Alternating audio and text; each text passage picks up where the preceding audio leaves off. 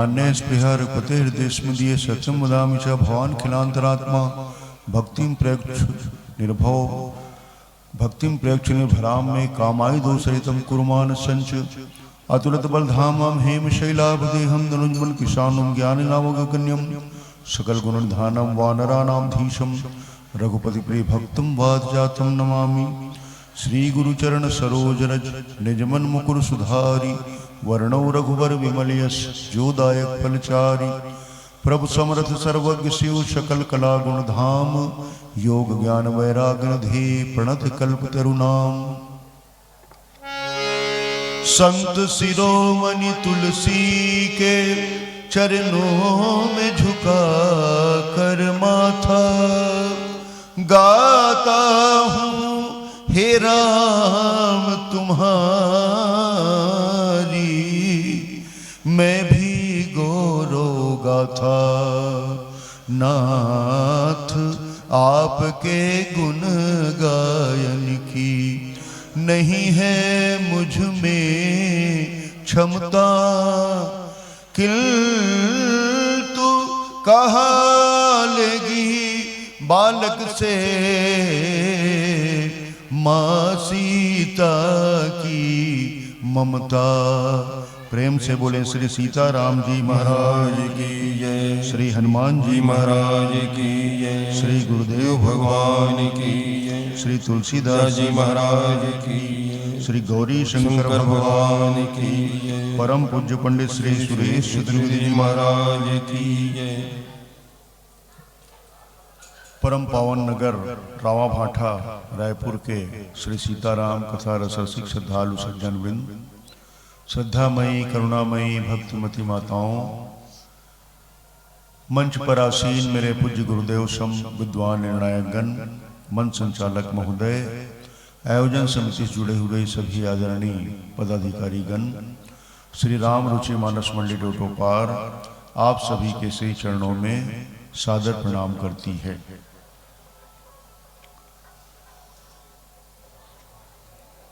इस संसार में, जिस संसार में हम लोग रहते हैं, संत कौन है और असंत कौन है, इस बात का ज्ञान हम सभी को होना चाहिए। जब तक इस बात का ज्ञान हमको नहीं होगा तब तक हम अपने जीवन को उत्थान की ओर ले जा नहीं सकते।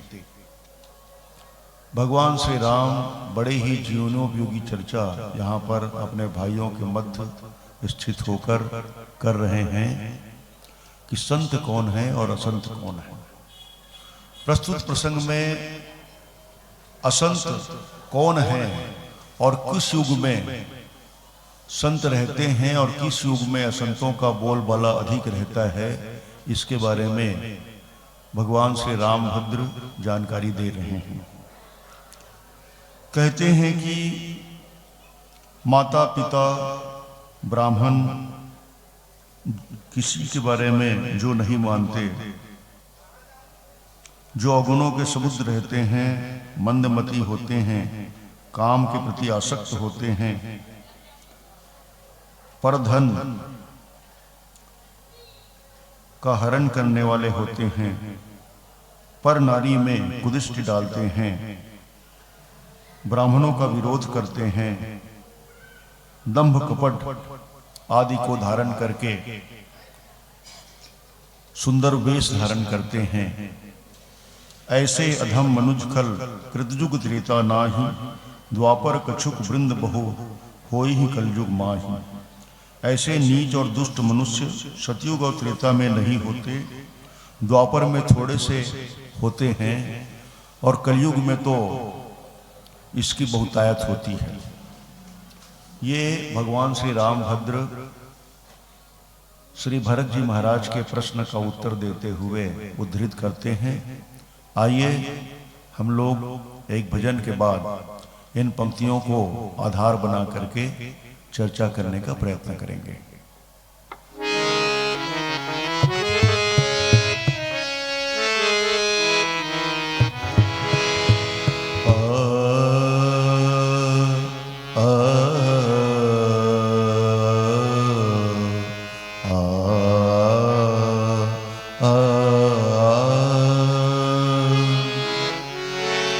आ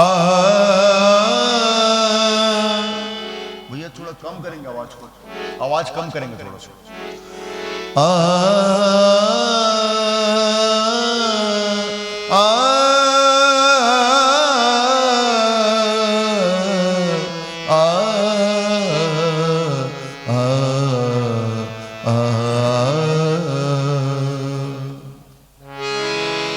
जीवन के मालिक ये जीवन तेरे बिन, बता तो सही राम कैसे चलेगा।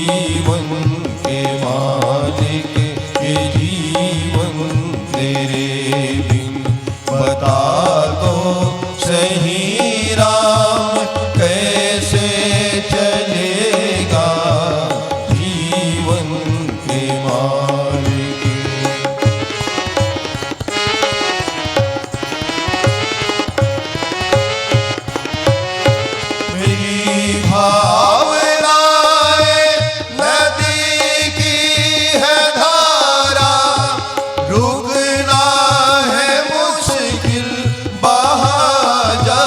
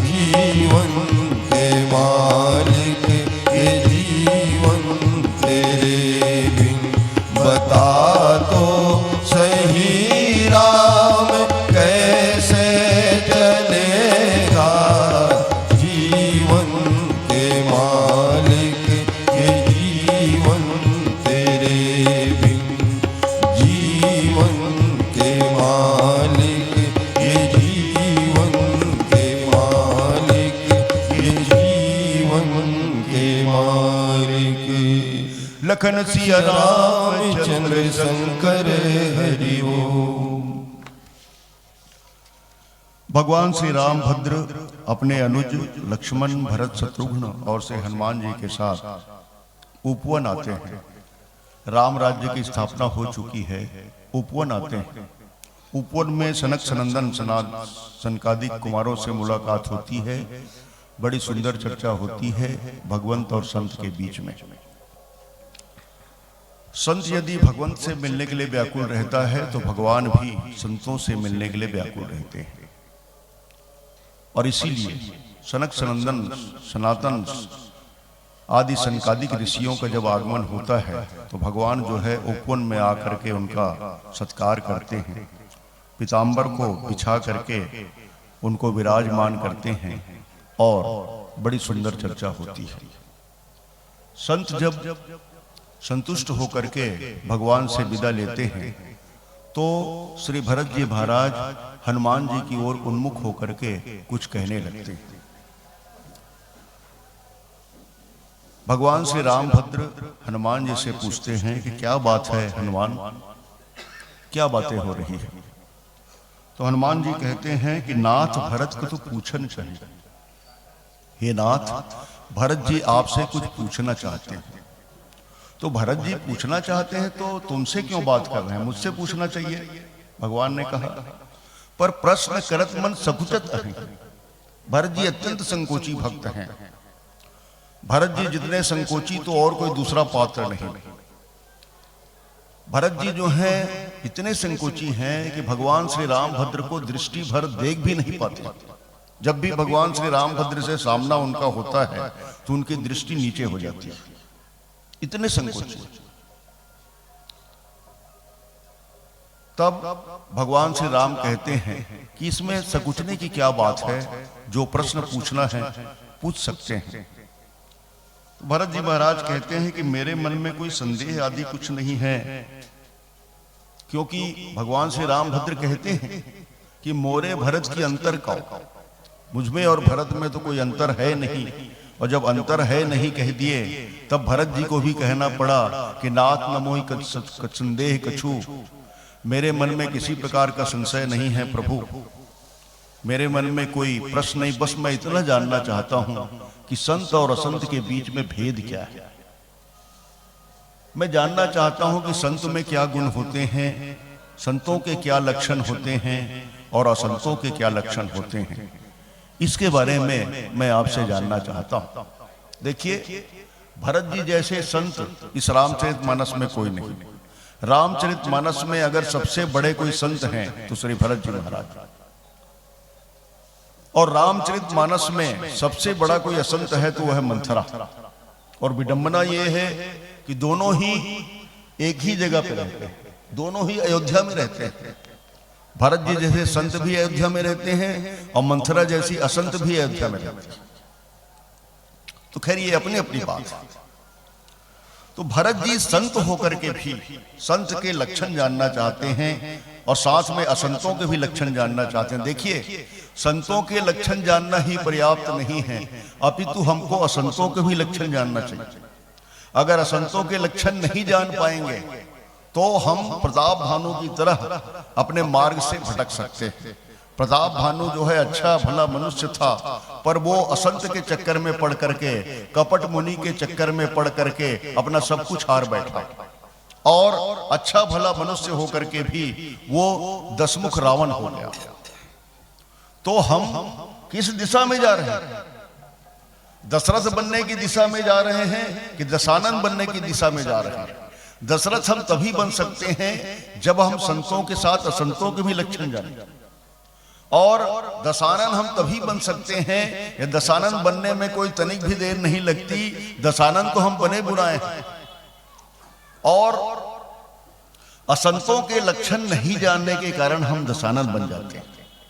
प्रताप भानु जो है कपट मुनि को कपट मुनि को संत समझ लिया और कपट मुनि ने जो कहा उसको बारीकी से उसने अध्ययन नहीं किया, सूक्ष्मता से उसने अध्ययन नहीं किया और इस कारण वो उसके चक्कर में पड़ गया और अगले जन्म में वो दशानन बन गया, रावण बन गया।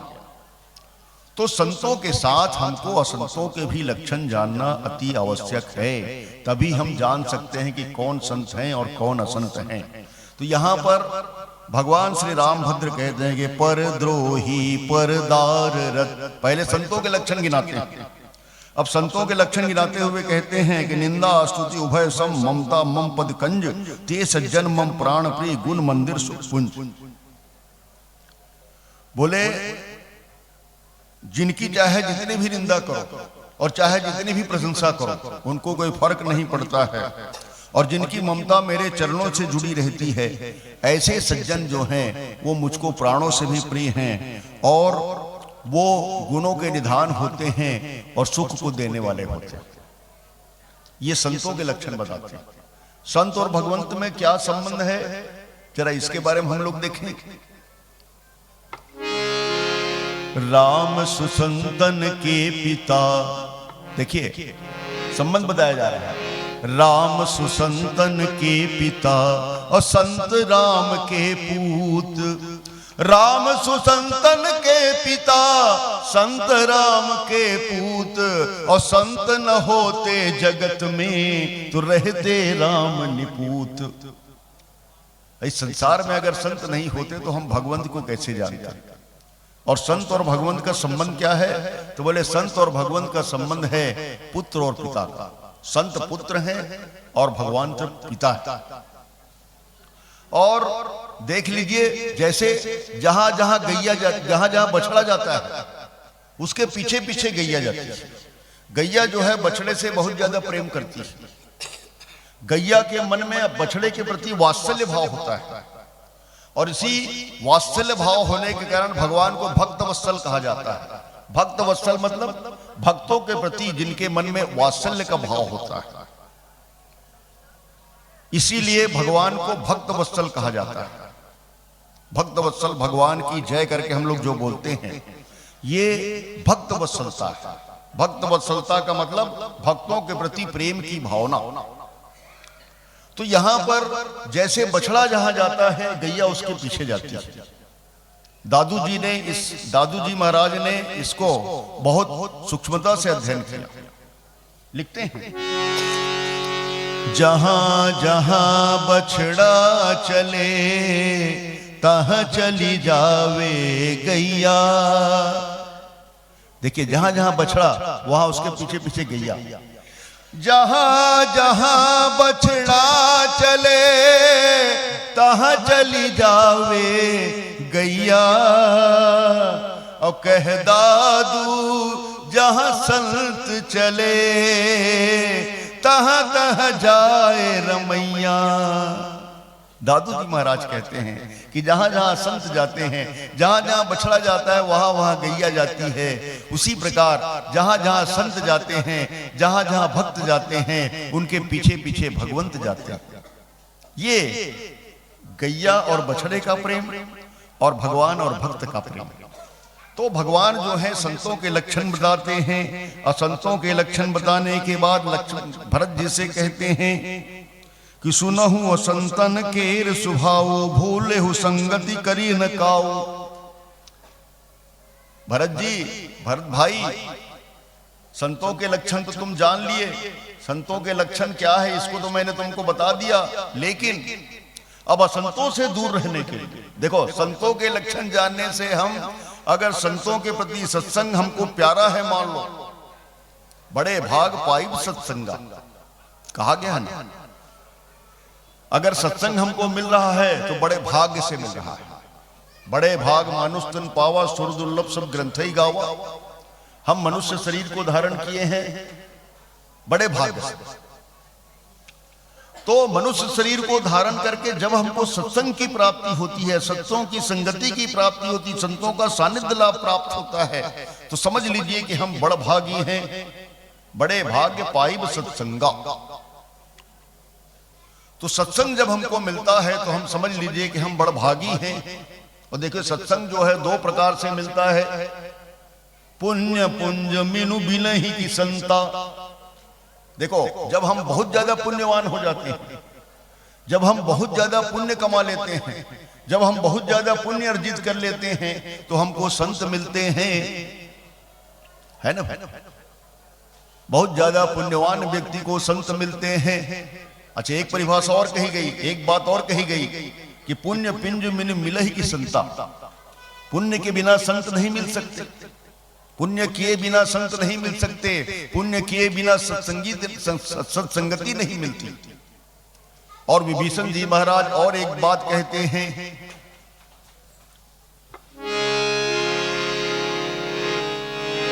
अब मोहि भरोस हनुमंता, बिनु हरि कृपा मिलहि नहीं संता। देख लीजिए हनुमान जी जब मिले, मंदिर मंदिर प्रतिकर शोधा देखे जहाँ था अगणित योधा गयो दसानन, मंदिर माही अति विचित्र कही जात सो नाही, शयन किए देखा कपि तेहि, मंदिर मौन दीख बय देही, भवन एक पुन दीख सुहावा, हरि मंदिर ता भिन्न बनावा, रामा युध अंकित गृह शोभा वर्णन जाई, नौ तुलसिका वृंद ता देख हरस कपिराई, लंका निस्तर निकर निवासा, यहाँ कहाँ सज्जन करवासा, मनमोह तरक करे कपि लागा, तेही समय विभीषण जागा। देखिए संत का प्रवेश हुआ लंका में विभीषण जी के भवन के सामने और विभीषण जी जाग गए। देखिए हम लोग रोज सोते हैं, रोज जागते हैं, ये जागना और ये सोना जो है महत्वपूर्ण नहीं। बस रात को 10 बजा, 11 बजा, 12 बजा, आजकल तो फैशन बन गया है 3 बजे 4 बजे सोने का और 12-1 बजे उठने का, ये फैशन बन गया। लेकिन सही समय क्या है सोने का? 10 बजे सो जाइए, 4 बजे उठ जाइए, ये सही समय। तो रात को नींद आती, हम लोग सो जाते हैं, सुबह सूर्योदय होता है, हमारी नींद खुल जाती है। ये जागना और ये सोना जो है वो महत्वपूर्ण नहीं। हमारे आपके जीवन में जब संत आए और हम जब जागे तो ये जागना जो है सही जागना है, ये सही जागरण है। तो मन मोह तरक करे कपि लागा, तेही समय विभीषण जागा। और राम राम तेई सुमिरन किन्ना, हृदय हरस कभी सज्जन चिन्ना, ऐसन हट करियो पहचानी, साधु ते होई न कारज हानि। और जब संत हनुमान जी महाराज विभीषण जी रूपी संत से मिले तो विभीषण जी महाराज के मन में आया कि अरे मेरे ऊपर भगवान की कृपा हुई है, अब मोहि भरोस हनुमंता, बिनु हरि कृपा मिलहि नहीं संता। ये देखिए विभीषण जी महाराज कुछ अलग प्रकार की बातें कह रहे हैं कि अब मुझको भरोसा हो गया है हनुमान जी। अब मुझको, अभी तक तो भरोसा नहीं था, अभी तक ये भरोसा नहीं था कि मुझको संत मिलेंगे कि नहीं मिलेंगे। ये लंका नगरी में मैं रहता हूं, यहां तो केवल असंत लोग रहते हैं, यहां तो केवल रावण कुंभकर्ण और निशाचर लोग रहते हैं जो देही लोग हैं, देह के प्रति महत्व बुद्धि रखते हैं, देह के अलावा वो आत्म तत्व से उनको कुछ लेना देना नहीं है। पर मैं चाहता हूं कि मुझको भगवत तत्व की प्राप्ति हो। मैं भगवान से वरदान भी मांगा हूं, ते मांगे भगवंत पद कमल अमल अनुराग, और ते मांगे भगवंत पद कमल अमल अनुराग। तपस्या करने के बाद विभीषण जी महाराज ने मांगा है कमल अमल अनुराग, आपके चरण कमलों में मेरा अमल अनुराग हो। तो मैं चाहता हूं कि भगवान के श्री चरणों में मेरा प्रेम हो। पर प्रेम हो कैसे? जब मुझको संत मिलेंगे तभी तो प्रेम होगा। तो मुझको विश्वास नहीं था कि मुझको संत मिलेंगे, पर अब मुझको भरोसा हुआ है, अब मुझको विश्वास हुआ है कि बिनु हरि कृपा मिलहि नहीं संता। देखिए मुझ पर निश्चित रूप से भगवान की कृपा हो गई है, आप जैसे संत मुझको मिल गए। विनय पत्रिका में भी तुलसीदास जी महाराज लिखते हैं ना, जब द्रवहि दीन दयाल राघव साधु संगति पाई।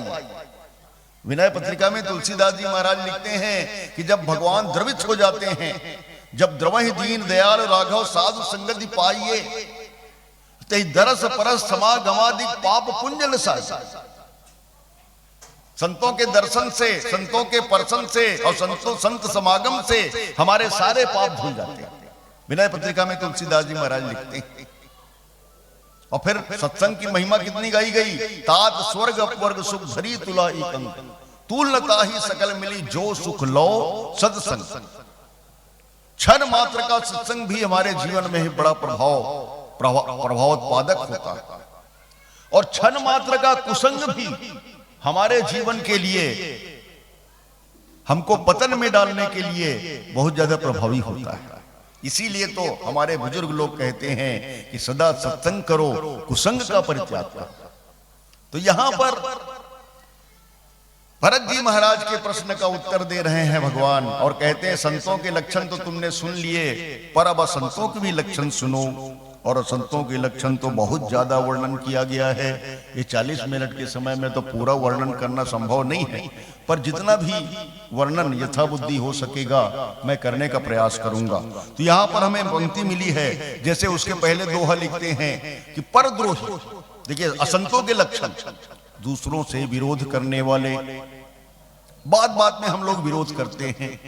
रावा भाठा में रामायण हो रही तो हम कोई दूसरा कार्यक्रम करवाएंगे, रामायण के कार्यक्रम को बिगाड़ देंगे। ये देखो माने द्रोह, परद्रोह।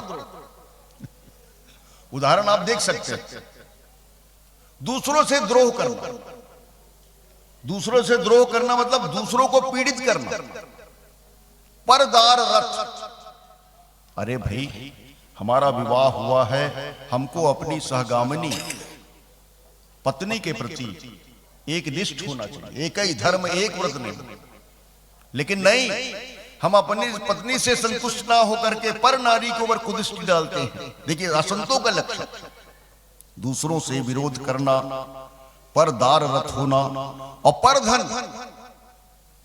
दूसरों के धन को छीनना, डकैती डालना, रिश्वत लेना, घूस लेना। ये सब क्या है? दूसरे के धन को और दूसरों की निंदा करना। हम लोग प्रशंसा किसी की नहीं करते, प्रशंसा करते हैं तो डर के मारे करते हैं। जैसे वो गोस्वामी जी लिखते हैं ना, सचिव वैद गुरु तीन जौ प्री बोलई भय आस, राज धर्म धन तीन कर होई बेगी नाश। कहते हैं कि भाई ये सब लोग डर करके अगर बोलेंगे, भयवश बोलेंगे, तो हमारा नाश निश्चित रूप से होगा। तो यदि हम प्रशंसा करते हैं आज तो डर के मारे करते हैं या लोभ के मारे करते हैं, वास्तव में हम मन ही मन उसको गाली देते रहते हैं। लेकिन नहीं, हम लोग क्या करते हैं, दूसरों की प्रशंसा नहीं करते बल्कि दूसरों की निंदा करते हैं। और किसकी निंदा करते हैं? जो सज्जन पुरुष रहते हैं उसी की ज्यादा निंदा करते हैं। अरे वो क्या सज्जन है, मैं जानता हूं उसके बारे में, वो क्या करता है उसके बारे में मैं जानता हूं, तुम लोग नहीं जानते। ये देखो माने दूसरों में अवगुण निकालने की चेष्टा करना। और ते नर पावर पाप में देह धरे मनुजाद। ऐसे मनुष्य लोग भले ही मनुष्य शरीर धारण किए हैं, पर ऐसे व्यक्ति को हम व्यक्ति नहीं कह सकते। ऐसा मनुष्य जो है मनुष्य कहलाने का अधिकारी नहीं है। ऐसा मनुष्य तो पापमय है, पाप का पुंज है। लोभई ओढ़न डोभई डोसन, सिसनो दर पर जमपुर त्रासन। काहू की जो सुनहि बड़ाई, श्वास लेहि जन झूड़ी आई। जब काहू के देखई विपत्ति, सुखी भय मनहु जम निपत्री। स्वार्थ परिवार विरोधी, लंपट काम लोभति क्रोधी। मात पिता गुरु विप्र न मानहि, आप गए अरु घालहि आनहि। करहि मोह बस द्रोह परावा, संत संग हरि कथा न भावा। अवगुण सिंधु मंदमति कामी, वेद विदूषक परधन स्वामी। विप्र द्रोह पर द्रोह विशेषा, दंभ कपट जी धरे सुवेशा। ये देखिए असंतों के लक्षण बता रहे हैं। और असंतों के लक्षण बताते हुए भगवान कहते हैं कि ऐसे लोग कहां रहते हैं, किस युग में रहते हैं, है ना। ये जितने भी लक्षण बताए जा रहे हैं, ये ऐसे लोग कहां मिलेंगे आपको? कलयुग में तो खोजने की जरूरत नहीं है। कलयुग में खोजने की जरूरत नहीं है। हर गली में, हर मोहल्ले में, हर घर में मिलेंगे हमको। खुद अपने अंदर हमको नाना प्रकार के अवगुण दिखाई देंगे अगर देखने की शक्ति है तो। यहां तो उल्टी बात है ना, हम अपने में गुण देखते हैं और दूसरों में दोष देखते हैं। तो भगवान कहते हैं कि ऐसे जो अधम मनुष्य हैं, मनुष्य तो हैं पर अधम है। अधम माने अधर्म के मार्ग पर चलने वाले। धर्म के मार्ग पर चलने वाले को धार्मिक बोला जाता है। लेकिन ऐसा मनुष्य जो अधम हो, अधम माने अधर्म के मार्ग पर चलने वाला और दुष्ट स्वभाव का हो, खल। कृतयुग त्रेता नाहि, कृतयुग माने सतयुग, त्रेता इसमें आपको नहीं मिलेंगे। यहां पर कहा जा रहा है भी कृतयुग त्रेता नाहि, माने सतयुग और त्रेता में नहीं मिलेंगे आपको, एक आध दो ही मिलेंगे, मिलेंगे भी तो। जैसे सतयुग में हिरण्याक्ष हिरण्यकश्यप हुआ। देखिए हर युग में राक्षस हुए, हर युग में दुर्गुणी लोग हुए हैं, पर गिनती के हुए। जैसे सतयुग में हिरण्यकश्यप और हिरण्याक्ष, लेकिन ये दो लोगों ने ही पूरे सतयुग को मता दिया, है ना भाई। द्वापर में शिशुपाल, दंतावक्र, कंस आदि जितने भी 2-3 संख्या, ये लोग भी द्वापर युग को हिला के रख दिए। त्रेता युग में रावण और कुंभकर्ण देख लो, लेकिन ये 1-2 की संख्या में। लेकिन भैया कलयुग में तो क्या बताया जाए, कुछ कहा नहीं जा सकता। किसको रावण बोलेंगे, किसको कुंभकर्ण बोलेंगे। एक आदमी ने स्वामी राम किंकर जी महाराज से प्रश्न किया कि महाराज हम लोग तो बड़े सौभाग्यशाली हैं। अरे कैसे सौभाग्यशाली भाई? किंकर जी महाराज जी हाँ हाँ, मनुष्य हो तो सौभाग्यशाली हो ही, बड़े भाग्य मनुष्य तन पावा। मनुष्य हो माने सौभाग्यशाली हो? नहीं नहीं महाराज, मैं दूसरे संदर्भ में कह रहा हूं। क्या संदर्भ में कह रहे हो? तब उस आदमी ने कहा स्वामी जी से कि देखो महाराज, हम लोग सतयुग की कथा सुनते हैं, त्रेता युग की कथा सुनते हैं, द्वापर युग की कथा सुनते हैं। सतयुग में तो हिरण्यकश्यप और हिरण्याक्ष केवल 2 लोग हुए। त्रेता युग में रावण और कुंभकर्ण हुए। त्रेता युग में रावण हुआ, द्वापर युग में कंस और शिशुपाल, दंतावक्र आदि हुए। लेकिन हम लोग बड़े सौभाग्यशाली कि कलयुग में लोग नहीं हुए। कलयुग में कोई हिरण्यकश्यप नहीं है, कोई हिरण्याक्ष नहीं है, कोई रावण नहीं है, कोई कुंभकर्ण नहीं है, कोई शिशुपाल नहीं है, कोई दंतावक्र नहीं है। तो स्वामी जी मुस्कुराए और कहने लगे भैया तुम अपने आप को जो सौभाग्यशाली मान रहे हो ना, ये मेरी दृष्टि से ठीक नहीं है। बोले कैसे? नहीं आप बताओ, कहां है रावण बताओ, कहां है कुंभकर्ण बताओ, बताओ ना भैया। वो आदमी एकदम जोर डाल के बोल रहा। तो स्वामी जी बोले भैया त्रेता युग में तो एक ही रावण और एक ही कुंभकर्ण था, लेकिन इस कलयुग में हर व्यक्ति के पीछे एक रावण और एक कुंभकर्ण है। हर व्यक्ति के पीछे, याद रखिए, हर गांव में नहीं बोला जा रहा है, हर जितने भी हम लोग व्यक्ति हैं उन सब के व्यक्ति में रावणत्व और कुंभकर्णत्व है। मोह सकल व्याधिन कर मूला, मोह 10 मौली तद्भ्रात अहंकार पाका रिजित काम विश्राम हारी। विनय पत्रिका में तुलसीदास जी महाराज लिखते हैं ये हमारे आपके जीवन में जो मोह है और मोह से हम लोग संत्रस्त हैं, यही मानो 10 मुख रावण है। तमोगुणी अहंकार जो हमारे आपके जीवन में है यही कुंभकर्ण है। हमारे आपके जीवन में काम है, कामासक्त हैं हम लोग, यही मेघनाथ। अब बताइए कि कलयुग में तो फिर मैंने कुछ कहा नहीं जा सकता। तो ये भगवान जो है बहुत सुंदर निरूपण कर रहे हैं। आइए और चर्चा करते हैं भजन के उपरांत।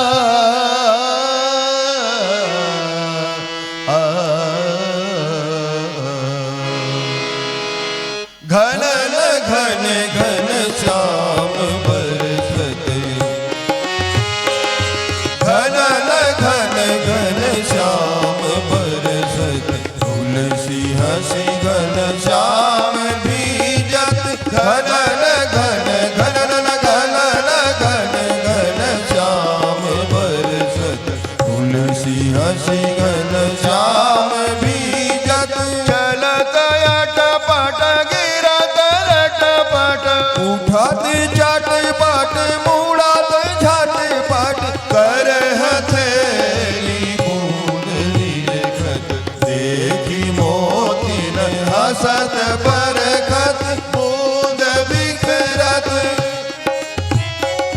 मुँह सूरत बूंद बिखरत मुँह सूरत कब खीजत कब भीजत तुलसी हसी घन श्याम भीजत घन घन घन घन घन घन श्याम बरसत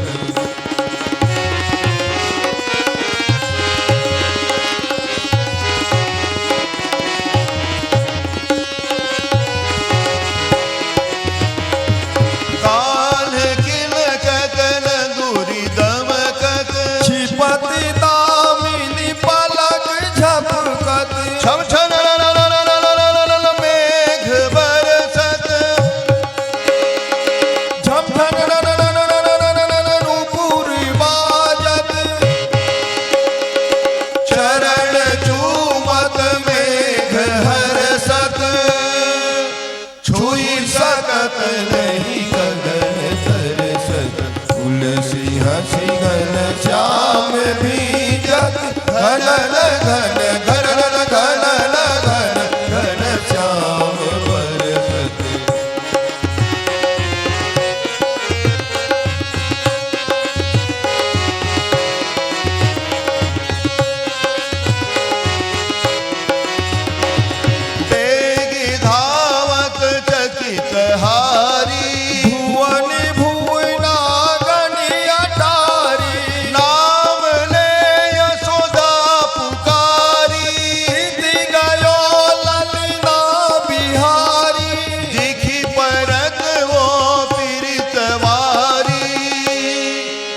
कान भीजत देखी रीजत तुलसी हसी घन श्याम भीजत घन घन घन घन घन घन श्याम बरसत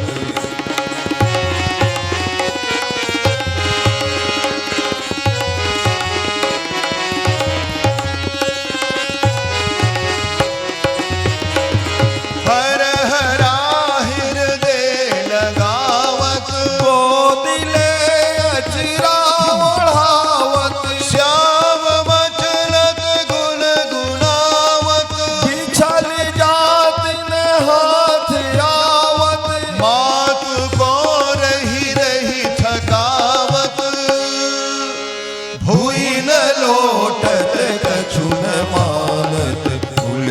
हसी घन श्याम भीजत घन घन घन श्याम बरसत तुलसी हसी घन श्याम भीजत घन घन घन घन घन घन घन घन श्याम बरसत लखन सिया राम चंद्र की जय।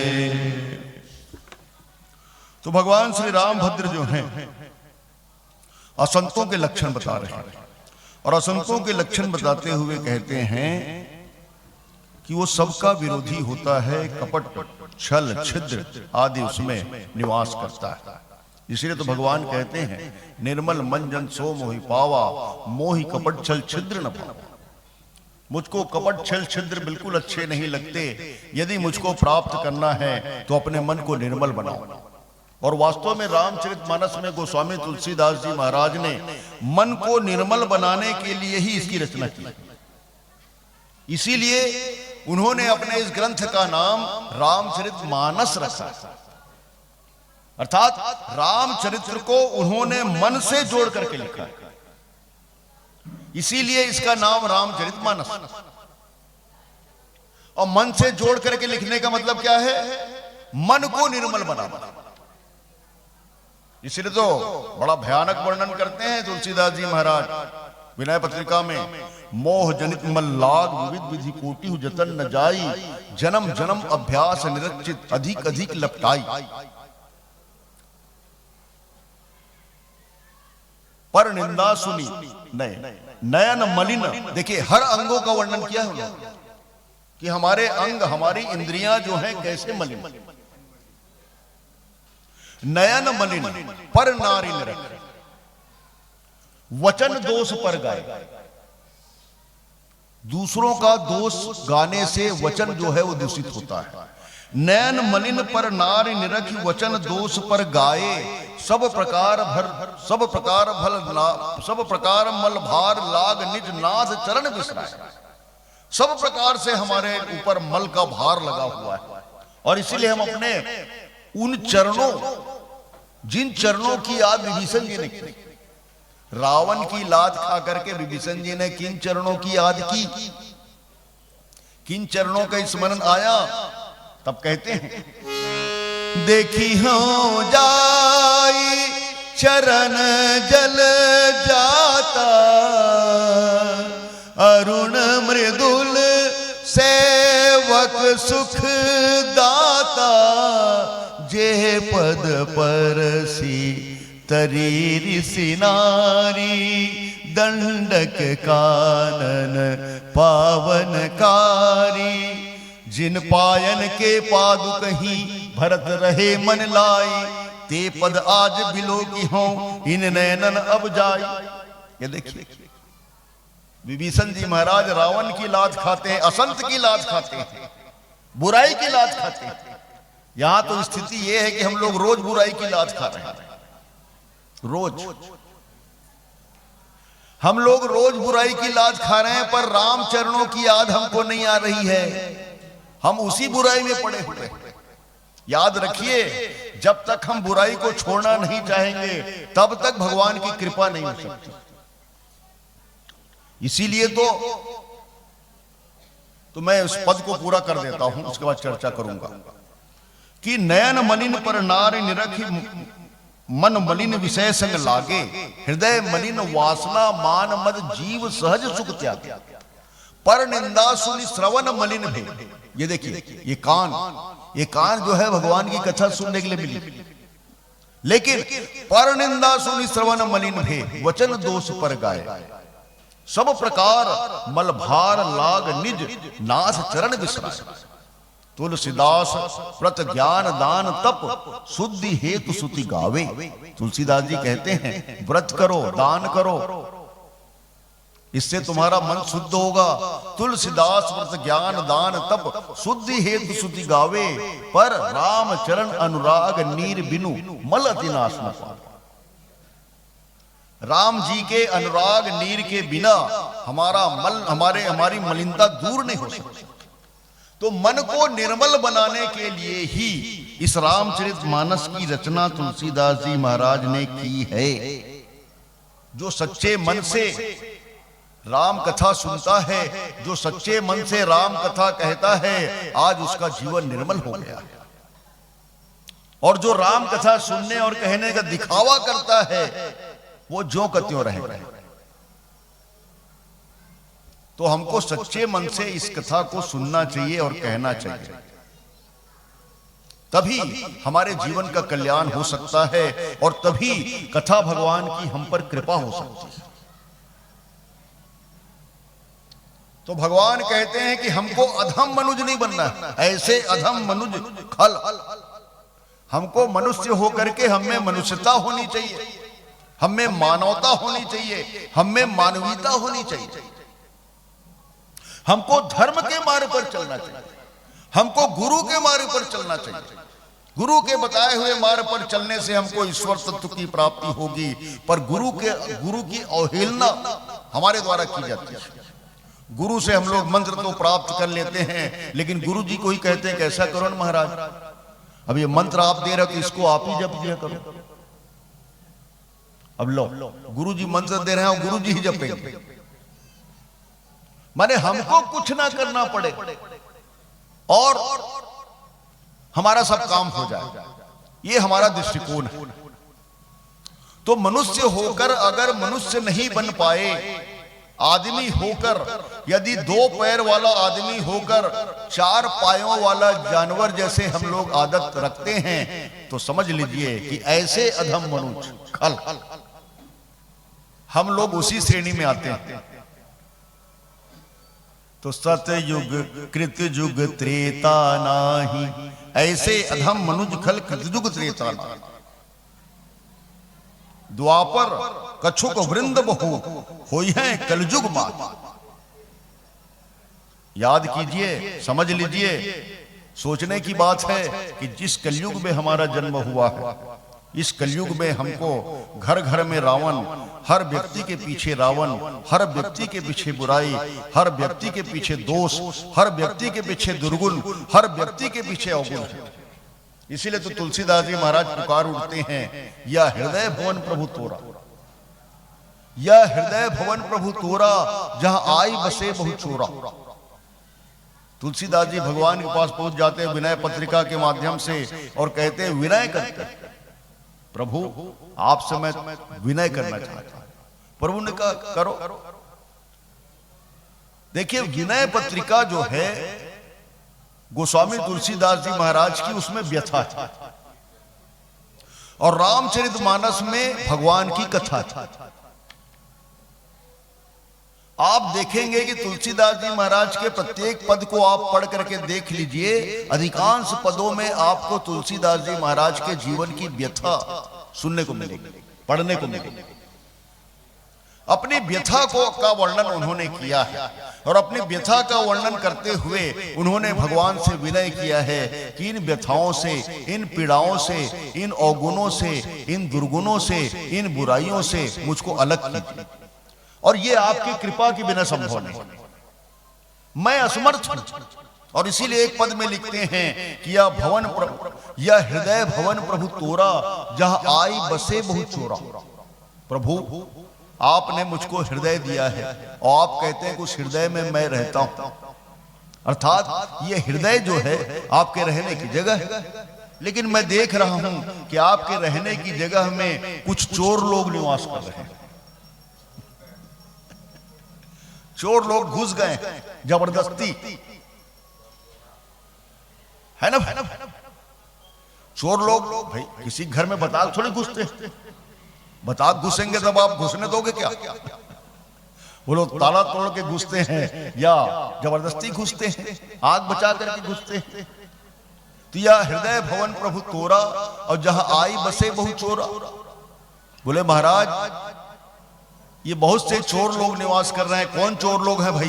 तो काम, क्रोध, लोभ, मद, मोह, मात्सर्य, ये जितने भी हैं वो सब चोर हैं, और ये लोग आकर के बसेरा कर रहे हैं। तो प्रभु ये ठीक है क्या?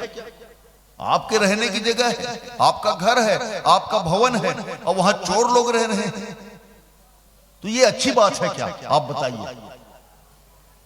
तो भगवान ने कहा, अरे चोर लोग रह रहे हैं तो एक काम करो ना, उनको निकालो। मैं एक अमित बंटवारा। देखिए तुलसीदास जी महाराज कितना सुंदर संकेत करते हैं। मैं एक कहने के तात्पर्य क्या है? जीव अकेला है, आत्मा अकेली है। हमारे अंदर जो शरीर में आत्मा है, जिसके भरोसे हम लोग फुदक रहे हैं, वो आत्मा अकेली है। मैं एक अमित बंटवारा। ये बंटवार लोग अमित हैं, अमित माने इनकी संख्या गिनी नहीं जा सकती। मैं एक अमित बंटवारा, माने नहीं कहा हमारा। जीव जब कहता है कि भैया भगवान के रहने की जगह में काहे के लिए तुम लोग रह रहे हो, तो वो कहते चुपचाप रहो, हम रहेंगे यहां पर, तुम हमारा कुछ नहीं बिगाड़ सकते, धमका देते। मैं एक अमित बंटवारा, मान ही नहीं कहा हमारा, है ना? मैं एक अमित बंटवारा, मान ही नहीं कहा हमारा। और उसके बाद तुलसीदास जी महाराज कहते हैं, कह तुलसीदास सुनु रामा, लूट ही तस्कर तो धामा। तुलसीदास जी महाराज कहते हैं कि हे भगवान, अरे आपके धाम को ये तस्कर लोग, ये चोर लोग लूट रहे हैं। अच्छी अच्छी सामग्रियों को लूट के ले जाते हैं, अच्छाई को लूट लेते हैं और बुराई को भर देते हैं। तो भगवान ने अंत में हार करके कहा कि ऐसा करो, रहने दो, हमारा भवन है, हमारा घर है, कोई रहे, तुमको क्या करना है। तब तुलसीदास जी महाराज कहते हैं कि भैया ऐसा नहीं है, भगवान ऐसा नहीं है। चिंता यह मोहि अपारा, अपजस नहीं होई तुम्हारा। महाराज मुझको एक ही चिंता है कि अगर आपके मेरे हृदय में ये चोर लोग भी निवास करेंगे और आप भी निवास करेंगे तो लोग क्या कहेंगे कि तुलसीदास को देख लो, ये भगवान का भक्त कहलाता है, ये राम का दास कहलाता है, और ये राम का दास होकर नाना प्रकार की बुराइयों से घिरा हुआ है। तो ये भगवान के भक्त लोग ऐसे ही होते हैं क्या जी?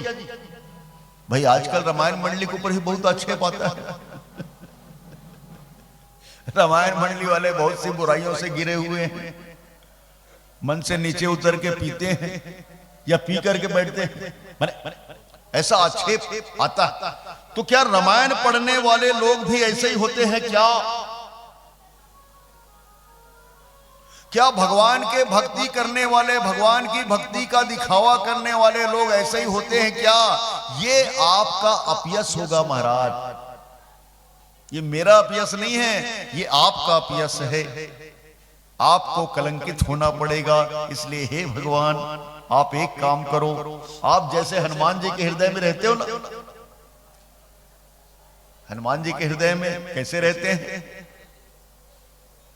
जासु हृदय आगार, बसहि राम सर चाप धर, प्रणवो पवन कुमार, खलबन पावक ज्ञान घन। हनुमान जी की वंदना करते हुए तुलसीदास जी महाराज बताते हैं कि पवन कुमार के हृदय में भी भगवान रहते हैं और हमारे हृदय में भी भगवान रहते हैं, पर दोनों में अंतर क्या? अंतर यह है कि हमारे आपके हृदय में रहने वाला भगवान जो है वो निष्क्रिय है, वो निहत्था है, और कोई बुराई आती है तो वो उसका सामना नहीं करता, वो सोते रहता है। लेकिन हनुमान जी के हृदय में रहने वाले भगवान कैसे रहते हैं? जासु हृदय आगार, बसहि राम सर चाप, धनुष बाण धारण करके रहते हैं, और धनुष बाण को देख करके ये बुराइयां समीप नहीं आती। तो हनुमान जी के जैसे हृदय में रहते हैं, वैसी मेरे भी हृदय में आप रहिए। ये विनय पत्रिका में तुलसीदास जी महाराज कहते हैं। तो यहां पर ऐसे अधम मनुज खल, कृतयुग त्रेता नाही, द्वापर कछुक वृंद बहु, होई है कलयुग माही। तो त्रेता युग में, सतयुग में बहुत कम दुष्ट लोग रहते हैं, वहां पर सज्जनों की संख्या बहुत ज्यादा है, वहां पर भक्तों की संख्या बहुत ज्यादा है, वहां पर आपको दुष्ट लोग कम मिलेंगे, द्वापर में कुछ ज्यादा मिलेंगे, पर कलयुग में तो ठिकाना नहीं। ये भगवान के कहने का अर्थ है। समय तो हो गया मेरे ख्याल से, संचालक महोदय। अच्छा,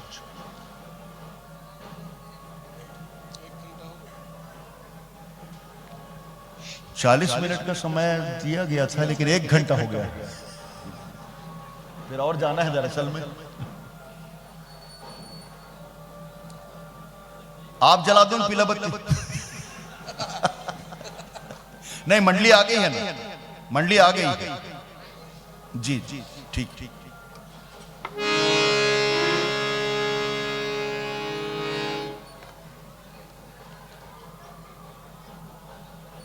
जला दो पीला बत्ती जला दो। हाँ, गाना सुनाएंगे ना, भजन सुनाएंगे। हाँ, धन्यवाद। तो यहां पर भगवान श्री राम भद्र जो हैं वो संत और असंत में भेद बता रहे हैं कि कौन संत हैं और कौन असंत हैं। संत के लक्षण जानेंगे तो उनके प्रति हमारे मन में सत्संगति करने की इच्छा जागृत होगी, और असंतों का लक्षण जानेंगे तो असंतों के प्रति हमारे मन में अरुचि होगी। देखिए, थोड़ी सी चर्चा कि क्षण मात्र के सत्संग से हमारे जीवन में क्या प्रभाव पड़ता है और क्षण मात्र के कुसंग से हमारे जीवन में क्या प्रभाव पड़ता है। ये रामचरितमानस में ही वर्णन। क्षण मात्र का कुसंग किया नारद जी ने, काम का। काम ने प्रशंसा कर दी कि बोले वाह वाह महाराज जी, मैंने तो विश्व में अनेकों लोगों को हराया, भगवान शंकर को भी क्षुब्ध कर दिया, पर आप जैसा महापुरुष मैं आज पहली बार देख रहा हूं। बस इतना सुनना था कि नारद जी प्रशंसा से फूल गए। और नारद जी प्रशंसा से फूले, अपने आप को काम का विजेता माने, लेकिन काम का विजेता मानने के बाद भी नारद जी का पतन हुआ। नारद मोह प्रसंग में हम आप पढ़ते हैं, तो ये क्षण मात्र का कुसंग का प्रभाव और क्षण मात्र का सत्संग। कुंभकर्ण जो है वो 6 महीने सोता है, एक दिन जागता है, और जागते ही मदिरा मांस पर टूट पड़ता है। लेकिन नारद जी संत हैं और वो बड़े करुणाशील हैं, और नारद जी महाराज ने मन में विचार किया कि इस कुंभकर्ण का भी सदगति का उपाय करना चाहिए। और इसीलिए कुंभकर्ण जैसे ही जागा नारद जी पहुंच गए और क्षण मात्र का सत्संग करा कि देखो कुंभकर्ण, ये खाना पीना ठीक है, लेकिन तुम्हारा जो खाना पीना है वो बड़ा उटपटांग है, तुम ऐसा खाया पिया मत करो, अरे थोड़ा बहुत सत्संग भी किया करो। तो जब रावण ने जगाया और कहा कि मैंने सीता जी का हरण कर लिया है और राम जी ने अपनी वानर सेना के सहित मुझ पर आक्रमण कर दिया है और बहुत सारे योद्धा मारे गए हैं, इसी संदर्भ में तुमको जगाया हूं, तो कुंभकर्ण जो है वो क्या कहता है, सुने दस्कंधर वचन तब कुंभकर्ण बिलखान जगदम्बा हरि आन। अब सट चाहत कल्याण, रावण को सट कह दिया। और रावण को सच कहते हुए कहा कि अरे रावण भाई, तुमने अच्छा नहीं किया, मुझको पहले जगाना चाहिए था। तो पहले जगह था तो क्या होता। तो कुंभकर्ण ने कहा कि नारद मुनि मोहि ज्ञान जो कहा, कहते हो तो ही समय निर्वाह।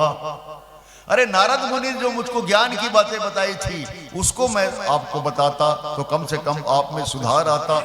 तो क्षण मात्र का सत्संग और क्षण मात्र का कुसंग, ये दोनों ही हमारे जीवन में प्रभावी होते हैं।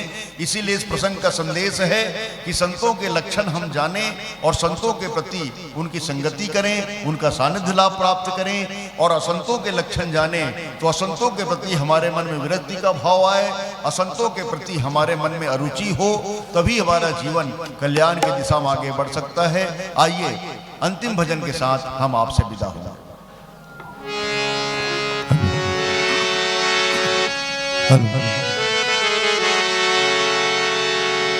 कैसे कहूँ मन की कहानी, लागे इसे दुनिया सुहानी। कैसे कहूँ मन की कहानी, लागे इसे दुनिया सुहानी। तेरे चरणों से दूर रहना आदत है इसकी पुरानी। ओ मेरे राघव, ओ मेरे प्रीतम, ओ मेरे राम। कैसे कहूँ मन की कहानी, लागे इसे दुनिया सुहानी।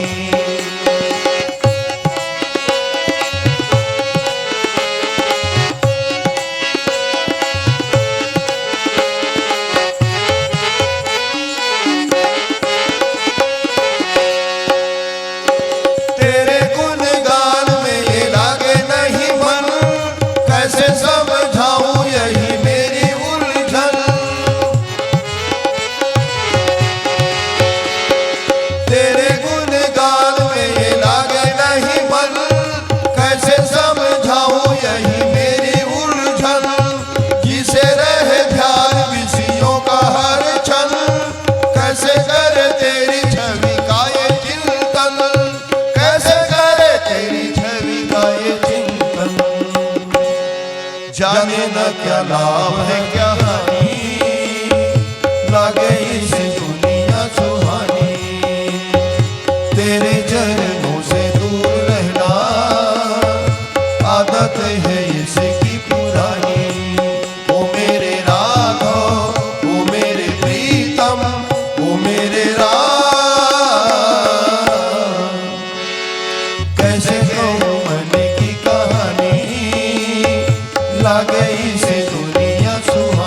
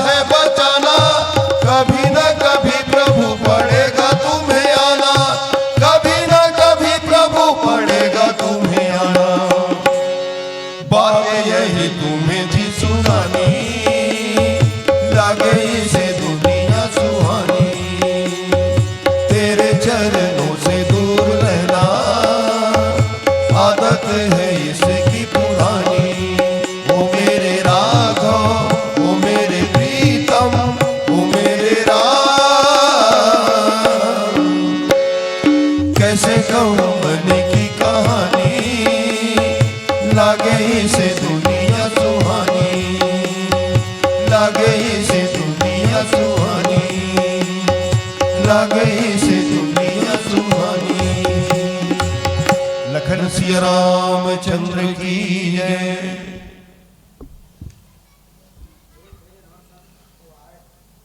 वो आ जाएंगे, आप बोलते रहिए, तब तक आ जाएंगे। अरे प्लीज, हम लोग भी थक गए ना, कल से घूम रहे हैं, फिर एक मंच में और जाना है इसलिए एक बार जोरदार ताली के साथ सम्मान दीजिएगा। और हम अभी पा रहे थे हमारे भी राम रुचि मानस परिवार टोटो पार के आदरणीय संत जनों को, और बहुत ही मार्मिक व्याख्यान और बहुत ही भावभीनी संगीत के माध्यम से हम सभी को मंत्र मुक्त करने का प्रयास कर रहे थे। और मंडली पहुंचने वाला ही था, इसलिए थोड़ा सा एक भजन गाने के लिए निवेदन कर रहे थे, लेकिन आपको जाना भी है उस मंच पर, और समय को ध्यान में रखते हुए, क्योंकि मंडलियों को आवागमन में सुविधा होगी तभी मंडली हमारे बीच पदार्पण कर पाएंगे। और आपको भी अन्य मंच जाना है, मैसेज व्हाट्सएप के माध्यम से चल रहा है, इसलिए और आपके बारे में जितना भी कहूँ आदरणीय जी क्रम है, क्योंकि आप ज्ञान का सागर हो, हम छोटा सा गागर, और जीवन हमारा संवर गया आपके एक एक बूंद को पाकर। कोई जीवन में ऐसे वक्ताओं को अगर सुन लिया जाए जिसके मुखारविंद से ऐसे सरल और शब्दों से हम सभी को चिंतन मिल जाए, तो ऐसे वक्ताओं को ध्यान से सुनना चाहिए। और तभी संतों ने कहा है, श्रोता वक्ता ज्ञान निधि सकल राम के गुण। और गुण के वचन वही है जो सभी को मीठा और सभी को अपने रस से जकड़ कर रख ले, इसी का नाम गुण। और गुण में जैसे चिपक जाने से एक दूसरे के विकल्प और दूरिया है वो मिठास बन जाती है, ऐसे पावन भावों को। और अभी कलयुग की जी बात बता रहे हैं, कलयुग में कई प्रकार के तत्व के व्यक्ति हैं और कई विकृति भी कलयुग में देखने को मिल रहा है, या प्रत्यक्ष रूप से सत्य है। लेकिन आपके बारे में जितना भी कहूँ कम है। गा सकूं ओ नगमा, गा सकूं ओ नगमा, ओ साज कहाँ से लाऊं, आ सके जो आपके वो अंदाज कहाँ से लाऊं। चांद तारों की तारीफ करना आसान है गुरुवर, मगर आपके तारीफ में वो अंदाज कहाँ से लाऊं, अंदाज कहाँ से लाऊं, अंदाज कहाँ से लाऊं। आप हम सबको रिझा दिए संगीत का श्रृंगार करके, आप हम सबको रिझा दिए संगीत का श्रृंगार करके, दिल हमारा झूम गया श्री राम से प्यार करके। आपके व्याख्यान से हमें भक्तिमय जीवन मिल गया, जैसे किसी मरीज को संजीवनी मिल गया, किसी मरीज को संजीवनी मिल गया, संजीवनी मिल गया ऐसा। और आपके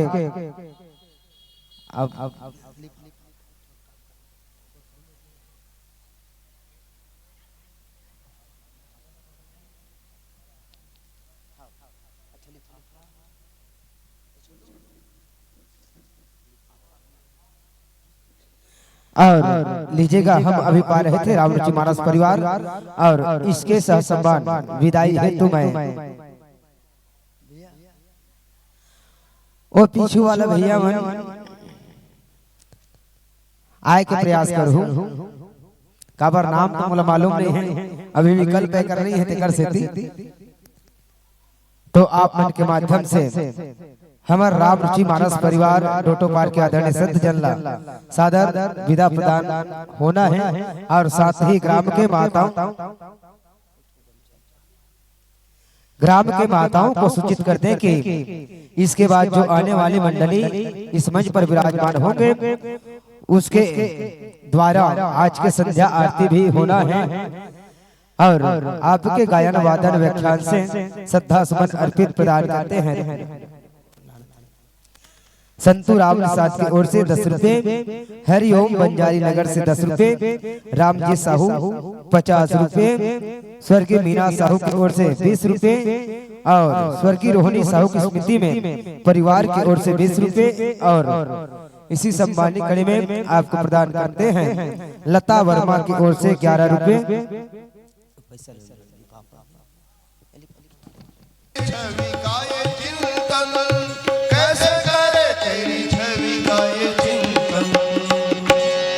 जाने न क्या लाभ है क्या हानि, लागे इस दुनिया सुहानी।